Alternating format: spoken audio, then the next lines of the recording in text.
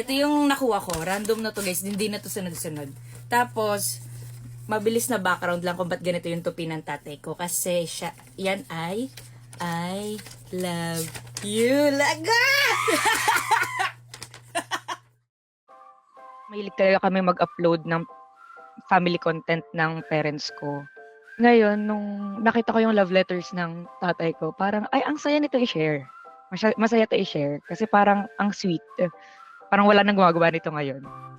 Yung paraan ko nung pag-video, nung pinaka-unang pagbabasa ko ng love letter, dapat iso-sort out ko siya kung paano nagsimula yung pagsulat ni Papa. Kaso, na-realize ko na hindi pala yun yung parang lahat ng sulat. So, parang kulang-kulang na siya. Tapos, hinanap ko na lang kung ano yung pinakauna doon sa date.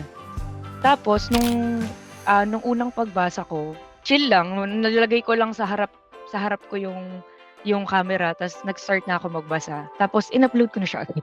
Nung nag-declutter pa lang kami dito sa bahay, kasi uuwi ng province si Mama, nakita ko yung love letter. Tapos sabi ko, hala, masaya to content sa TikTok. Since gusto mo naman ng nanay ko na mag-video-video ako sa buhay ko. Sabi ko, masaya to i-share. Feeling ko magte-trending to. Kahit alin dito sa mga love letters mo. Tapos sabi nila, okay lang.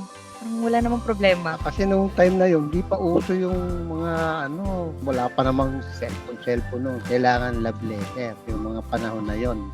Kailangan yung mo, kailangan merong ibig sabihin para ma-inlove siya yung babae. Ganun ang namin ligawan noon. Mas maganda kasi ang magsusulat ka sa isang babae kaysa yung mga yun, makakikita mo sila ng personal, hindi yun eh. Mas maganda yung nababasa nila ulit-ulitin nila.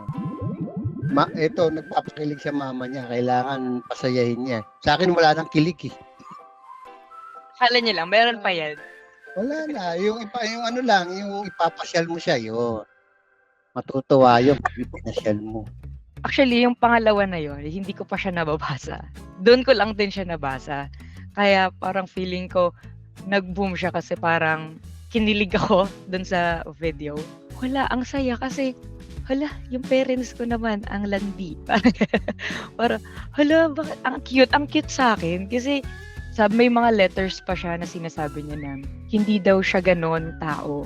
Hindi niya daw alam kung paano manligaw.